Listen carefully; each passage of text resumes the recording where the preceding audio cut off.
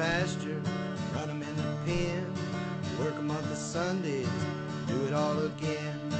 Race them in the sand, buck them in the mud, drip a cowboy's sweat, bleed a cowboy's blood.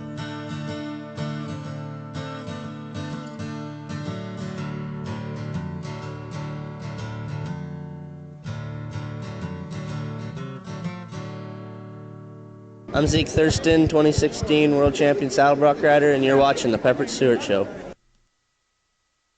All right, you're watching it. It's Corona time everywhere. We're locked up. We got our mask on. We're trying to stay free of Corona.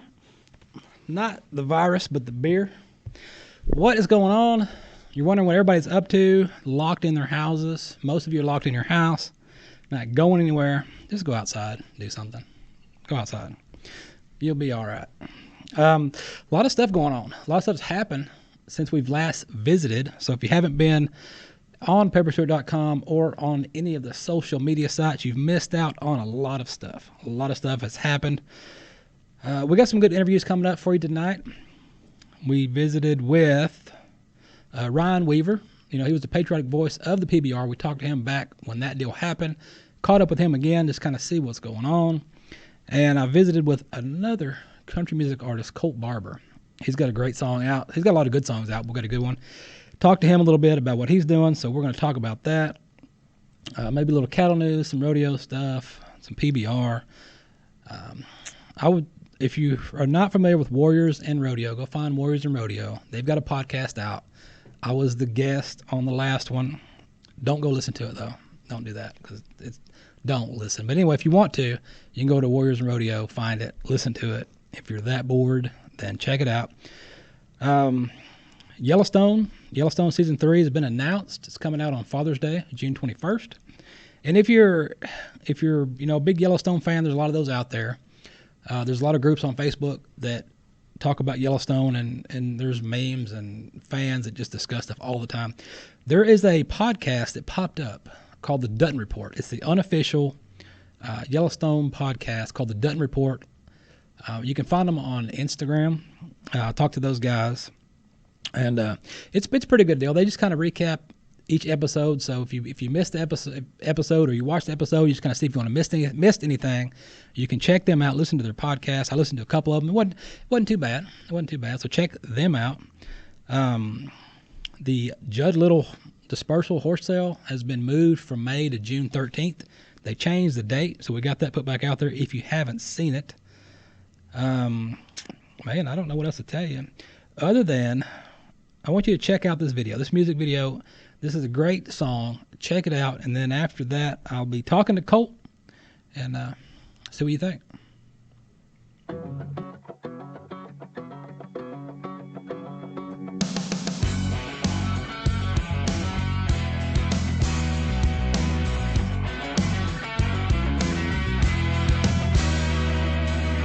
Come from a long line of legendary men, sons of the desert and riders on the wind. I got a restless spirit burning deep inside of me. I ain't got much, but I'm free. I've always been one to do it my own way. I'm making my living between the saddle and the stage. I don't owe nobody nothing. Everything I got's my own. Some say I'm just bad to the bone. I'm a cowboy, yes I am. I was born to rope and ride. I'm a cowboy, that's my brand. Until the day I die.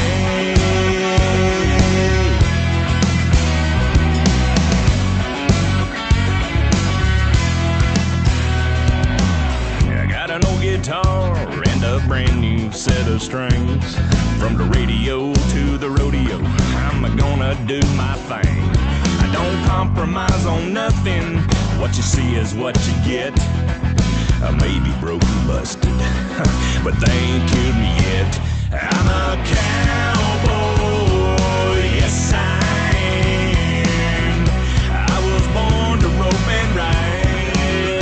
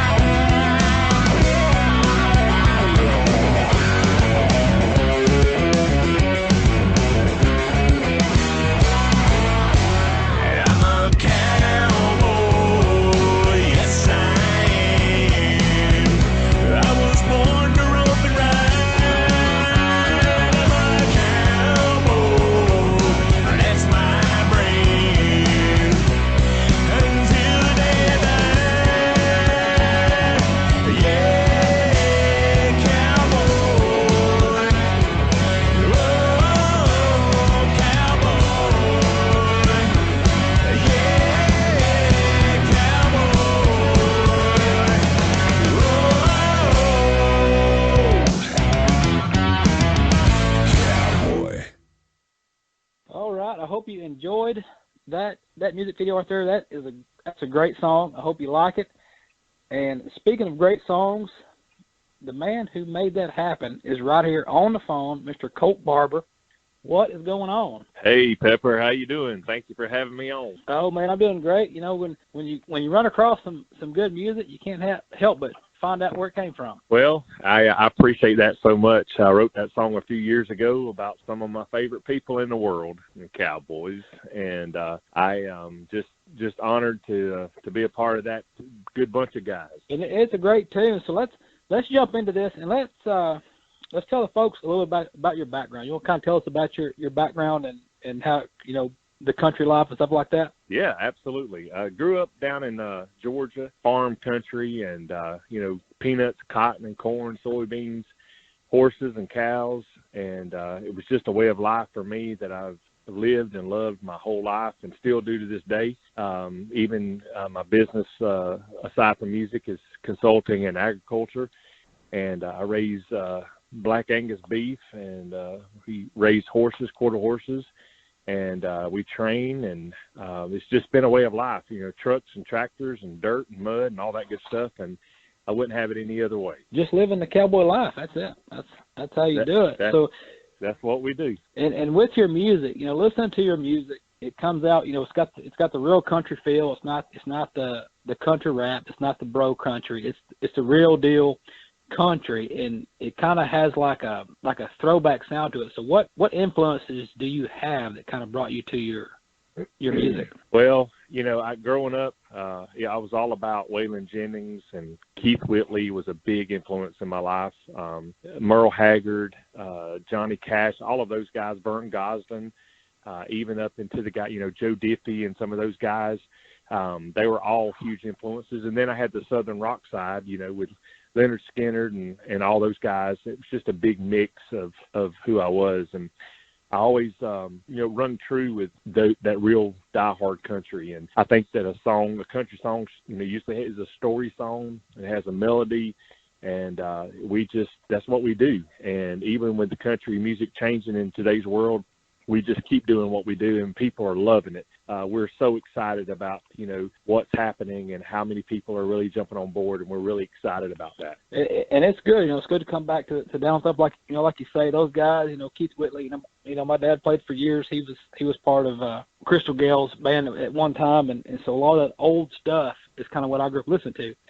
And matter of fact, I was watching some videos earlier when you threw out a Keith Whitley cover, and I was like, oh man. If you come to our shows, you'll definitely hear several Keith Whitley songs, Waylon Jennings, Vern Gosdin, Don Williams, Merle Haggard. I mean, all of those great guys that just made country music what it is. You'll definitely hear those in our set for sure. And with guys like that, you know, when you hear those guys, even on the radio, you know, if they come up on the radio at times, when you hear those guys, you know it. When you hear the sound, you know who you're listening to. I mean, with that sound, you know exactly who's on the radio. Absolutely. And that to me is what makes an artist, you know, truly an artist.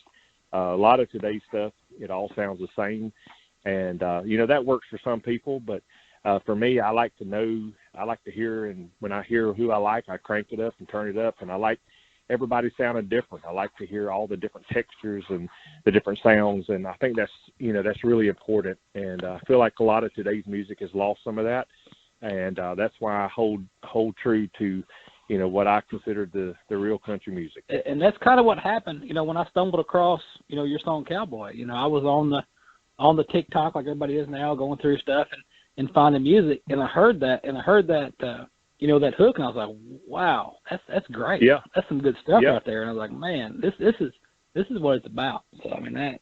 Well, our shows are, you know, they're jam packed full of country music, real traditional country music, and you know, this year we are doing the American Cowboy Showdown, which is an event that is going to be amazing. We're doing a rough stock rodeo, followed by me and the band in concert, and we're excited about that. You know, good rodeo action. People always love that, and then followed by a big concert. So we're lumping it all into one big thing. We're hitting the road, and you're going to hear some great country music, some rodeo music, going to be an awesome time. Who are some of the folks that you've had the opportunity to play with or share the stage with, so far in your career? There's a lot. Travis Tritt, Tracy Lawrence, Lori Morgan, Sammy Kershaw. I mean, I could go on and on. I've been blessed, one way or the other, some of the festivals and the fairs, and to be on stage with all of those great singers. And every time I get to go on stage and share the stage with some of those, I'm truly blessed, and I'm very thankful for that opportunity. It's something that I love. Just real excited for everything that's coming up in the future and getting to hit the stage with some of those others as well. Now, with everything that's going on, right now you've got Corona time going on, and shows are being canceled and stuff's being set back, and everybody's at home, and so. Kind of what have you been doing in this I guess downtime as far as performance wise to keep up with the fans and what's going on? The whole virus thing, man, that's just really hurt the entertainment industry. Within a matter of 3 weeks, we had over 60 shows canceled this year, and that was really tough. We've got some we're still doing and looking forward to those. We got some bucking horses that we're conditioning, and the cows and training horses and driving tractors, and we're spraying and fertilizing right now, and for this time of year. So just been staying busy. Some days I don't leave the farm for 3 or 4, 5, 6 days at a time, man. It's a good place to be quarantined if you got to be quarantined. So we've been enjoying that, just God's beautiful creation, and I just really like spending time outside and time with my horses and all, and it's been really good. But yeah, the virus, man, it's really just hurt the entertainment industry, and so we're looking forward to getting back out on the road and getting the shows going that we're doing. If we can, keep everything moving forward, man, it's going to be awesome. We've got our first events coming up in June, and we're real excited about that.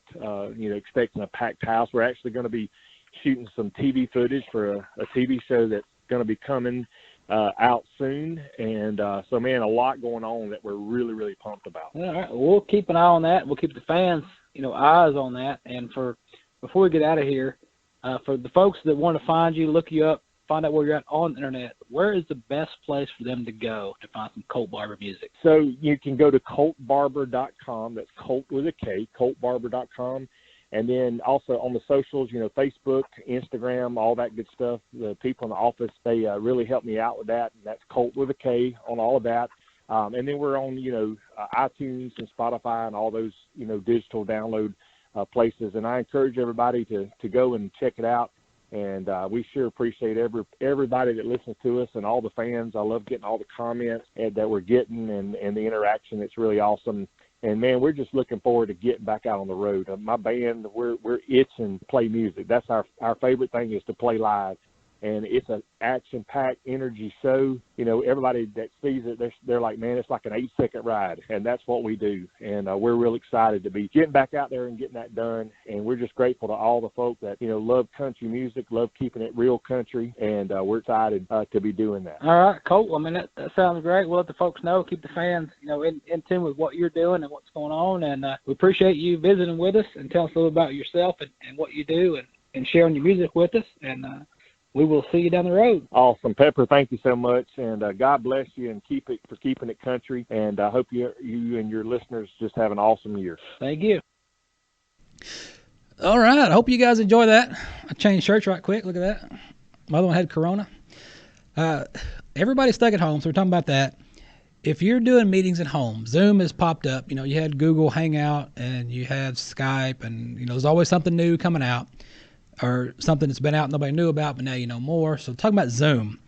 And there is a place here local in Dallas called Equest. If you've never checked out Equest, check them out at equest.org. They are a nonprofit. They do a lot of stuff for the community, a lot of stuff for veterans, a lot of stuff for a lot of people. But with this quarantine and shelter in place and all that stuff going on, some of their events have been canceled and things. So they're doing different fundraisers throughout this time. And one of the fundraisers they got that's pretty good is for $50, you can reserve a horse or a donkey to photobomb your Zoom call. So if you're doing a Zoom and you want to liven it up a little bit, you can just reach out to them at equest.org and check out their horses, check out their donkeys, and you can schedule a time Monday through Friday during the day to have one of those join your call. And it's live video, just like your live video. You're watching the horse, walk around or eat, or the donkey play or whatever, and just kind of lighten it up a little bit, because everybody's been stuck at home. A lot of people are getting stir crazy, wanting to do something and get outside and see something besides themselves, and that's kind of a neat little deal. So check it out, equest.org, and have an actual donkey on your Zoom call. I'm sure you got plenty of donkeys on that call, but have an actual donkey on your Zoom call.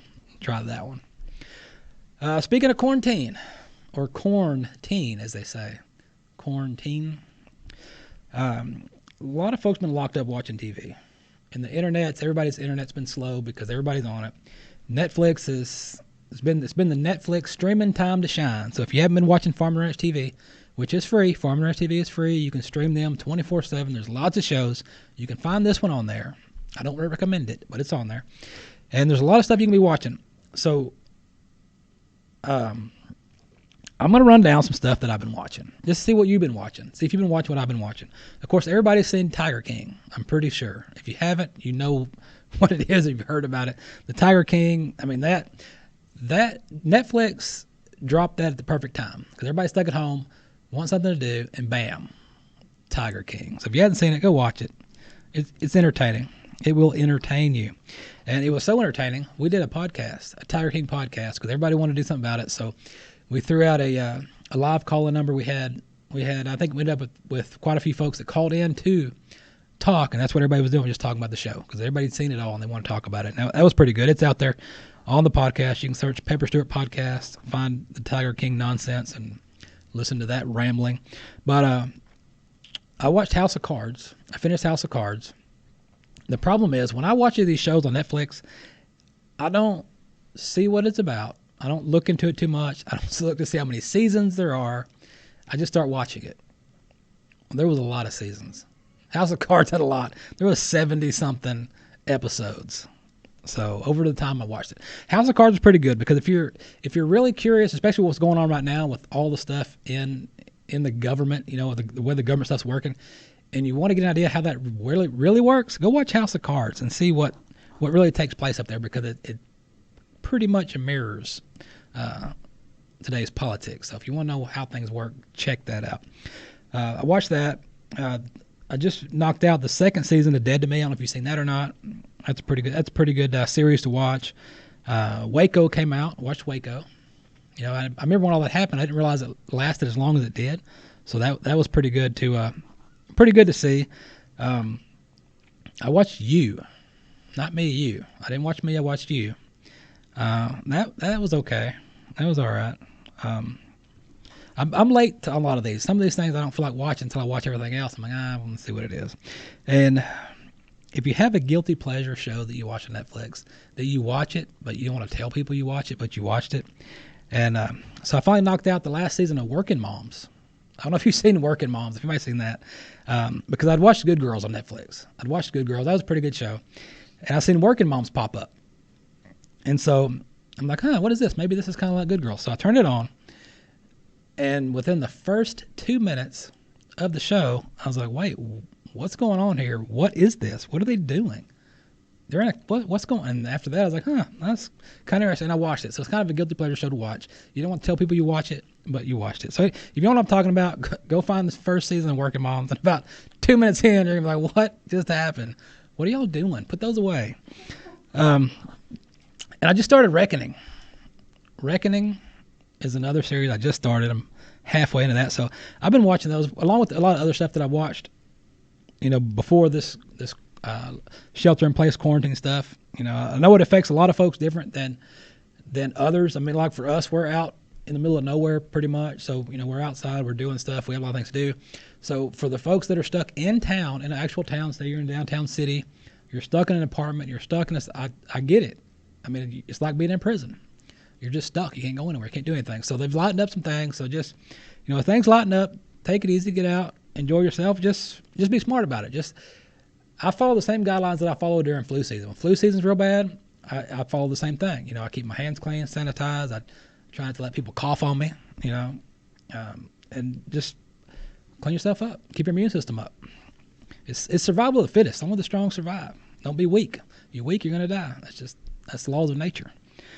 The horse hockey. We talked about horse hockey a while back. I went out there. That's another thing that's been on hold with all these other sporting events that have been on hold because of Corona time. So I went out to the horse hockey event over in Kaufman. I think you may have seen some clips and things of that on my social media sites and things. But just to refresh your memory, I talked to Robin about, a little bit about it, just kind of fill you guys in a little bit about it. So check this out. All right, we're still here at the Texas Arena League. I've got Robin here. He's going to tell us a little bit more about how the horse hockey, the arena polo works, and just tell us more about it. So if anybody's seen the outdoor game, that's a little more like tennis, and arena polo is a little more like racquetball because you got all these bounces off. There's a lot more contact, a lot more dirt, sweat, all that stuff. It's a great sport when you got just a couple of horses. That outdoor requires a little more horses. Texas Arena League here, thing that's great about it is people are traveling from all over. There's teams coming from Midland. There's teams coming from Austin, Oklahoma, everywhere. They asked us, they're like, can we still play in Texas Arena League if we're from Oklahoma? And I said, yeah, sure. We'll welcome them all. So we're playing this weekend here in Legends in North Texas. We finished a couple weekends ago down south of Austin. We'll go to Midland in March, and then we'll finish up down south of Austin, and then we'll have our final awards from the points all added up, and the winning team gets their belt buckles. And then we've got other kind of awards like best playing pony and sportsmanship and high point individual and all kinds of good stuff. So we got lots of great prizes. Okay, now is everybody one level? Do you have different divisions, or how does that work? Okay, so we got different divisions. So polo has a handicap, and you're handicapped from -1 to 10. 10 being the best in the world, and currently we do not have a 10-goal arena player. So that's how far away that is. And -1 means you're either new to the sport, you're a good rider that's new to the sport, or you're also a weak rider. So those are the newer players. So what we've got going on is Friday night we had our sea flight, which is we allow 1-0, everybody else is -1. So all these people are new to the sport, beginner players. One gal, it was her second time to play an umpired game, was last night's game. Today we're playing the 0 to 3, and tomorrow we play the 3 to 6. So we've got, and then we also have a 6 to 9 that doesn't necessarily happen at every location, but we got 4 different levels going on here. And a lot of people play at least 2 of the levels. So some people play on Saturday and change up the team and play on Sunday. Okay. Yeah. Okay, and as far as the horsepower here, what is the ideal horse to play this? To play this is probably a little quarter horse or an appendix horse, something that's real handy and quick, got some quick movements and got some explosive, because they'll get that ball moved and then they'll need a little explosion, and also another horse that we push the other horses out of the way, which is fun. It's like bulldogging, but you don't have to jump off. So we actually use our horses to push the other horse out of the way. So a horse that's really bold and a horse that's really quick and handy is the horse you want for here. Okay. All right, and we've got some footage of that we're going to show you too, to check that out. So if anybody's interested in this or want to look it up, find more about it, where's the best place for them to go? So we're on, Texas Arena League is on all the social media, on Facebook, Instagram, Twitter, and then we're also at texasarenaleague.com, has all the locations, has a place to find tickets and more information and email and all that good stuff. But okay. All right, and that's it. We're here out in Kaufman checking out what's going on here, the horse hockey, arena polo, checking it out, and it's fun watching. That was fun. That was fun watching. They did. I think I may have posted this video before. I think I put them out there. And they stuck me on one of the horses. I tried it out. It just felt, to me, it just felt weird. I was on the little saddle, English saddle, and had the helmet and the stick. And of course, I'm left-handed, and left-handed is illegal. You got to play right-handed. But it was still fun. It was neat to check out, and to watch that is real fun. So if you ever get the chance to go watch one of those going down live, do it, because you will like it. Cattle news. What's going on in the cow stuff? Not a whole lot. Prices. Everybody's wondering what's going on with the beef packers, the packing plants, and is the government going to save them, or Everybody's all up in arms about trying to get something done with the beef, and nobody knows. A lot.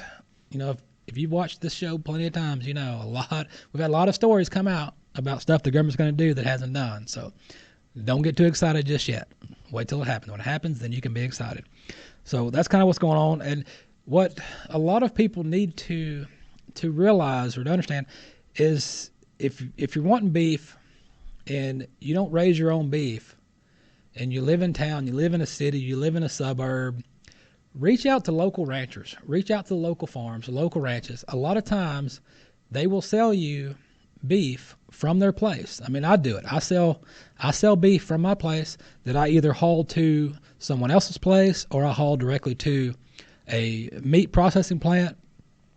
And you can buy fresh beef just like that directly from the farm. You cut out the middleman. It saves you a ton of money. And if you think, well, that's too much beef. One calf is going to be too much. Well, you can buy a half calf. You can buy them in the quarters. You can get 2 or 3 neighbors and y'all go together and split it, and divide it up between you. But there is no beef shortage. Don't be fooled by the beef shortage. There is no shortage of beef. It's just a shortage of the supply, the way the supply chain is designed right now while all this is going on.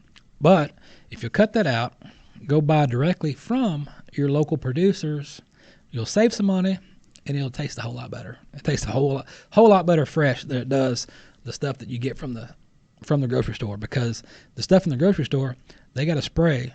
They put that spray on it to make it stay pink while it's out there in the display cases. Well, they don't do that in a packing plant. It gets frozen, and you buy it that way.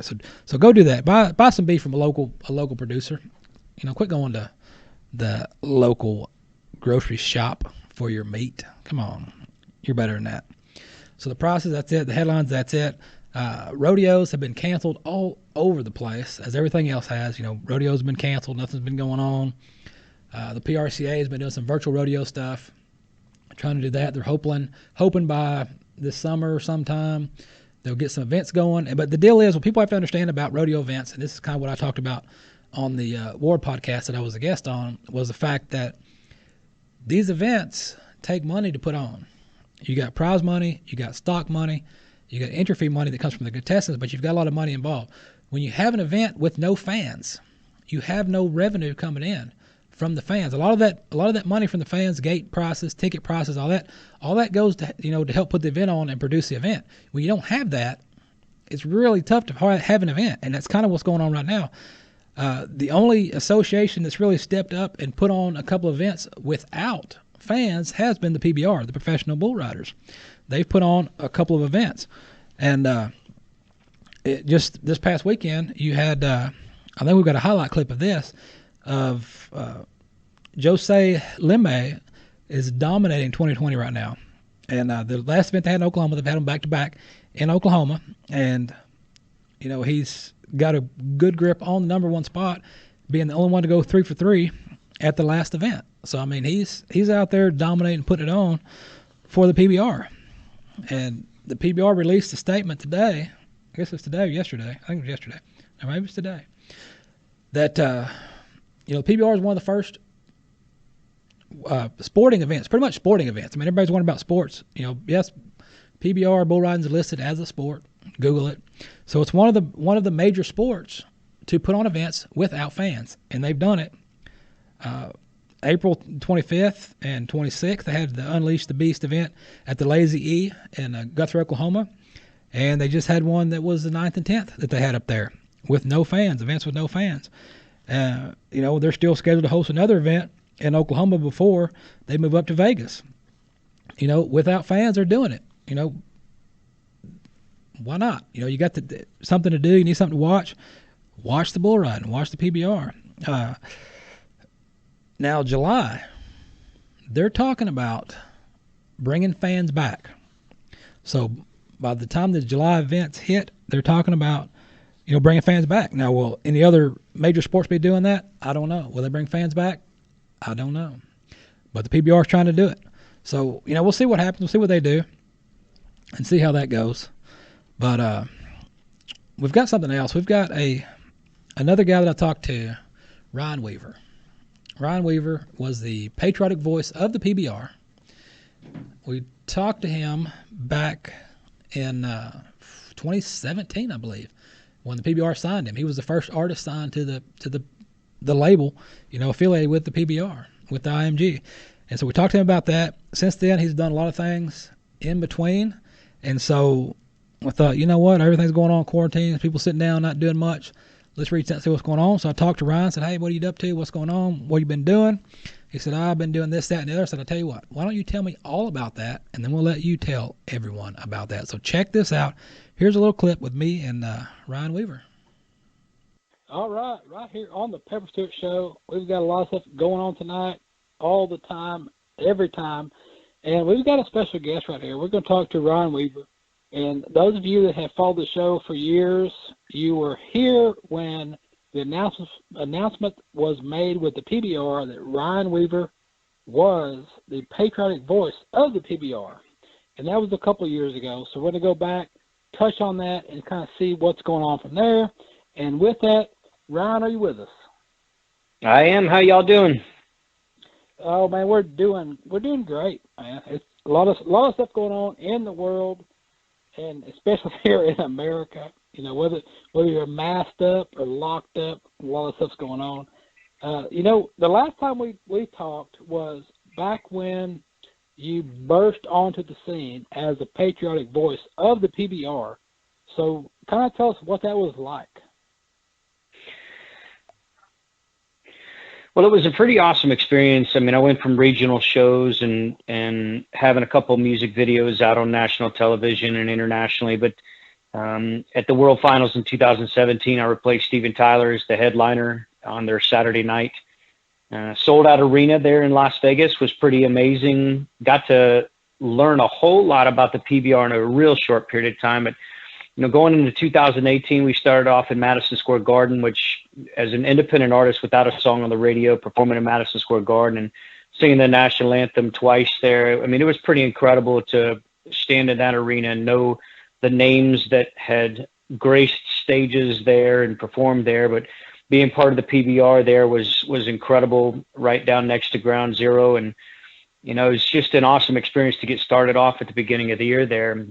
Throughout the entire year, we did a total of 14 shows in 2018, which at every major arena across the nation from the East Coast to the West Coast. And it was, I think that the best part about it was getting to learn so much about the sport and, the fans and folks that welcomed me with open arms as the new guy in town that was, performing on, at the beginning of the shows and really loving the message, and the patriotism of the PBR was just incredible.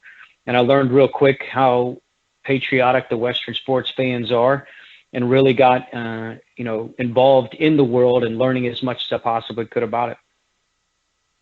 Well, yeah, because when you go out to PBR, you go to bull riding and you go to events, and you really tap into rural America, and it kind of gets lost out there, with everything else going on. People don't really think about that. And so when you tap into that, you really see, where the folks come from, where they're at, and they really embrace, the Western lifestyle, Western sports. And it's such a great, opportunity for you to come in and just see how that goes, you've been embraced and all. In doing that, what was something that you didn't think was possible that kind of happened in that? Well, it's a tough question to answer, really, because based off of my background and where I came from with almost 21 years on active duty, losing my brother in Iraq in 2004, my brother-in-law in Afghanistan in 2013, I'm a firm believer that anything is possible. And hard work, dedication, grit, determination, all those different things that are encompassed in hard work. I got to learn that in the Western sports world, especially with the bull riders and what they were capable of doing. So it's really hard to say, what I thought before was impossible that could be possible. But there were so many things that I got to experience that when I first started in country music, I said to myself and said on interviews, not just to myself, but I would have to, reinforce my motivation every single day. But when I was asked, what are your goals in country music. And I always said I wanted to be singing in arenas with people singing my songs and sold out arenas. Well, the PBR gave me an opportunity to do just that, because I would teach every single one of the audiences the chorus to That's What America Means to Me. And they would be singing it back to me on every one of these arena shows. So I got to live that dream on every show. But I will tell you, living that dream on top of being able to see just how many people out there supported our law enforcement, first responders, and military was incredible. I was brought to be the patriotic voice of professional bull riders because I did have a military background, and I also lost my two brothers, and we were honoring our fallen law enforcement, first responders, and military across the board, at every show that we did, because the professional bull riders are an immense supporter of all of our heroes across the nation. Yeah, I mean, it's great. Even today, with all stuff going on, what the PBR has done for the fans and for those that follow, and it's just pure greatness for what they've been able to do. Now, with all the venues that you've played before and after World PBR, of all the venues that you've played, what is the favorite place have you been to that you're like, man, this is a great place to perform that you really enjoyed? For the PBR performances, I have to say that one of the most incredible experiences was performing in AT&T Stadium with the largest crowd the professional bull riders ever had, of over 40,000. That was just insane. It was so much bigger than anything else that I had experienced. Obviously, being able to perform at the World Finals was incredible. Madison Square Garden was incredible to be able to say that I've done those venues, because those venues are known worldwide and those events are known worldwide.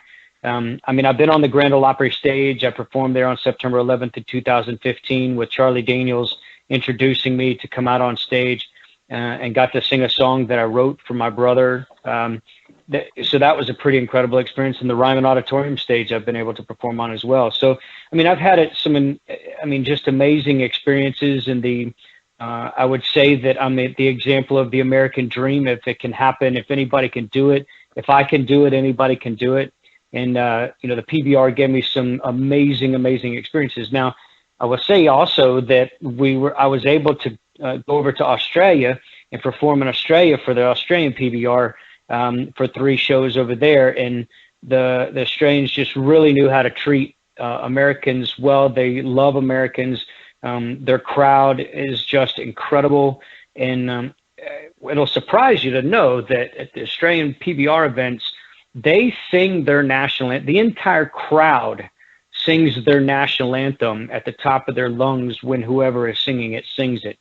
And America, we're patriotic and we love our red, white, and blue. But to hear a crowd, an arena crowd, singing their national anthem like that, it really just showed what a kindred spirit both countries have with each other and their pride and patriotism for their heroes. Yeah, that's something, because you don't think about those things until it comes about. Nobody really would dives into America, Australia, and other countries as far as the patriotism is to those countries until you get out there and you see kind of what's going on. Absolutely. Now, right now, a lot of folks, in your shoes, performers, artists, and things are kind of, not necessarily locked down, but, quarantined or, whatever the government wants to call it at this time. But, a lot of folks are kind of, out at the house, not able to go and perform shows. So what are you doing right now to kind of pass the time, while all this stuff's going on? Well, I think one of the important things about being an athlete, like the PBR athletes, Western sports athletes, that there's a parallelism with the entertainment side of it, is being able to market yourself to partner brands and being able to sell yourself as something that sponsorships and companies want to be involved in, because you can help them sell their products as well. really what it boils down to is if a bull rider is wearing something on his vest, a sponsor put that there because they felt they were worth the money to put it on their vest or on their shirts or whatever it may be, to be advertisement for the company. Well, as the patriotic voice of professional bull riders, I met up with Lane Boots out of Arlington, Texas, and have my own cowboy boot line that's in over 30 stores across the nation, to include the shelves of some of the boot barns across the nation and online anywhere with Boot Barn and multiple other stores. So my cowboy boots are doing well. I also have a partner brand with Nine Line Apparel. Nine Line Apparel is a veteran-owned apparel company that has patriotic clothing. Folks can go to ninelineapparel.com and search my name, search Ryan Weaver, and you'll see that I have several T-shirt designs and ball cap designs with them. And I have leather and Liberty Home concealment flags for your home protection plan, the lockable concealment flags for your firearms at your house. So I've reached outside of the music realm and thought outside of that music box, because straight up, I mean, everybody knows out there now, streaming music doesn't make an artist any money unless you're streaming billions of streams. And even then, you see the fractions of dollars. And as you said, if you're not out there doing shows, what are you doing to make money, and how are you passing the time, and how are you paying your bills and that kind of thing? So I think that one of the most important aspects of what the popularity that I wouldn't say fame, because I didn't necessarily haven't gotten famous yet, because I'm still an independent artist and I'm not in the top 40, but marketing myself out to those companies and having partner brands, and the partner brands being successful partner brands that really want you, and appreciate your hustle and appreciate you being able to get their product out there to folks.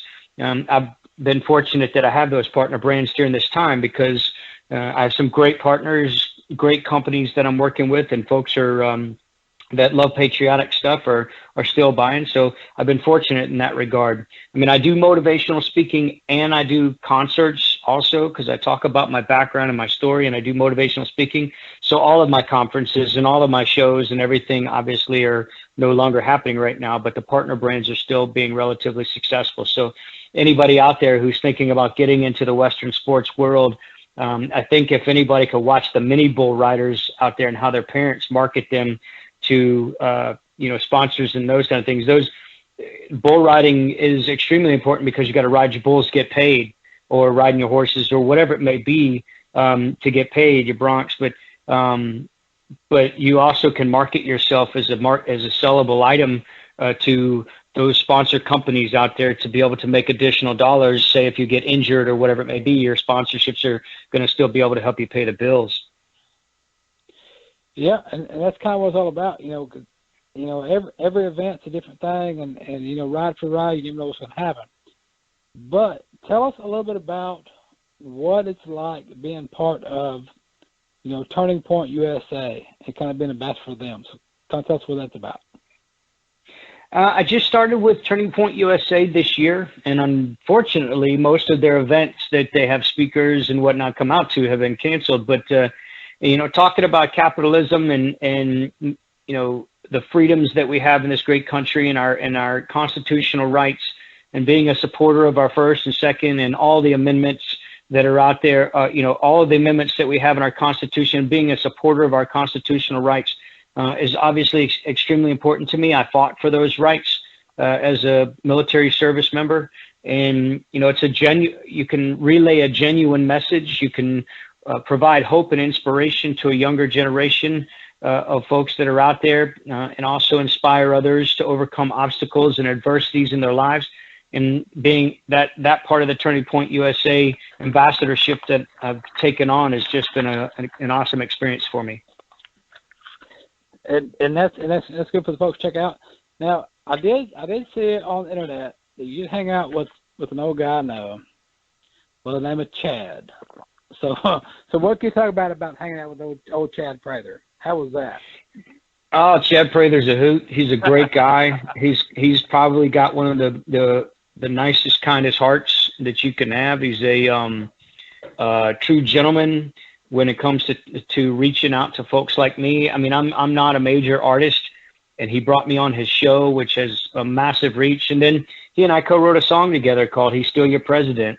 which everybody can go out and listen to. And we love that song. It's a comedy parody song about the election and everything that's going on. And essentially, Trump Jr. posted on his Instagram page, and not to get political and stuff like that, but I follow Trump Jr.'s post because he has funny memes and has some great comedy on his page. But he posted a picture of the president, his dad, with an acoustic guitar and Pelosi behind him, and said, "I got a love song for you. It's called He's Still Your President." Well, I was like, dude, we got to write a song about that, and if anybody is going to have great political humor and be able to wordsmith it because he speaks so great, it would be Chad Prather. So we wrote it via emails and text messages and recordings and all that, because as soon as I got done with an interview with him, we all started hitting the lyrics on this song, and then we went down and recorded it shortly thereafter. So I was, we weren't together to be able to write the song, but it turned out to be a pretty funny one. Yeah, and that's a good for folks to go check out.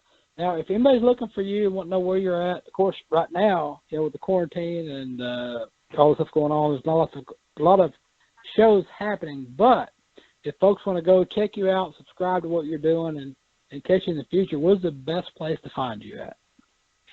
WeaverCountry.com is my website. It has all my social media on there. But if anybody wants to go directly to my Facebook page, it's at Ryan Weaver Country. And my Instagram is also at Ryan Weaver Country. If they want to go check out some YouTube videos, it's just Weaver Country if you look it up on YouTube. But all my YouTube videos are there. All right. Well, we will send the folks that way, have them check you out. And we appreciate you visiting with us and telling folks about what's going on. Last time we talked, it's been a while, so we just want to catch up and see what's going on. And we'll continue our support your way, and we appreciate the time. Well, I can't thank you enough for having me, just like you had me last time. I truly appreciate your support out there. Thank you. All right. Quick change again. I feel like Wonder Woman, changing clothes a lot all day here. Speaking of Wonder Woman, I've got a story. I didn't know if I was going to have time to do it or not today, but I think I'm going to, so I kind of skimmed over it just a bit, but it's pretty interesting. It's part of our Old West News, outlaw stuff. We used to do Old West News all the time. Stopped doing it. People are like, why'd you stop doing it? Do it again. So that's what we're doing it. Josie Bassett. Do you even know who that is? Have you ever heard of Josie Bassett? She was born in January of 1874. Long time ago. She's passed away by now, in case you're wondering. She's not still alive. She was best known as a female rancher. Back in those days, wasn't many of those. She was. But she has a story. And her and her sister, Ann Bassett. So you got Josie and you got Ann. Remember those names. They were best known for their love affairs with the well-known outlaws, particularly Butch Cassidy of the Wild Bunch. Her father was Herb Bassett. They had a couple of kids. They're born from Arkansas. Well, Herb Bassett, her father, was well known to a lot of those famous outlaws of that day because he did a lot of business with them. He supplied them with beef and with fresh horses. And among those outlaws that visited the ranch back when she was young was you had Blackjack Ketchum, Butch Cassidy, Easley Lay, Kid Curry, Will Carver, and Ben Kilpatrick. All right? Those were the most of the notable outlaws that hung around over there. Well, Josie and Ann were apparently lookers back in their time, and they had a wild side. So by 1893, Ann was involved with Butch Cassidy, and Josie was involved with Easley Lay, or Elzy. I don't know how you say that. Elzy, E-L-Z-Y. I don't know how that word comes about. I'm just reading this the first time, just like you. And that was Cassidy's friend. Well, Cassidy went to prison for 18 months in 1894. So while he was in prison, Ann became involved with Ben Kilpatrick. By the time Cassidy was released, Will Carver became involved with Josie, and who ended their relationship when Carver became involved with a female outlaw, Laura Bullion. Then Josie turned around and became involved with Cassidy for a time. And then Cassidy went back to be involved with Ann. complicated relationships of outlaws in that time. So anyway, Josie was one of only 5 women who were ever allowed into the outlaw hideout called Robber's Roost.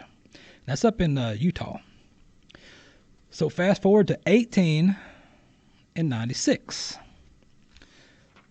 A lot of powerful and wealthy cattlemen approached the Bassetts to sell their ranch. The sisters refused. They were not selling. Sorry, Cattlemen's Association, we're not selling our place. So the Cattlemen's Association did what all outlaw cattlemen did in the old days. They hired some cowboys to harass the sisters and stampede their cattle, steal some of their cattle. But here's the problem. These cowboys rarely followed through with these acts of fear and harassment because they were afraid of retribution from who? Outlaws. The outlaws the sisters ran around with. If they're running around with these guys and you think you're going to go over there and harass them, yeah. Cooler minds prevailed on that deal. All right, fast forward, and Josie lived most of her life on the family's property, operating the ranch. She lived outdoors. She liked camping, fishing, hunting. That was her main thing. She got married 5 times over her life.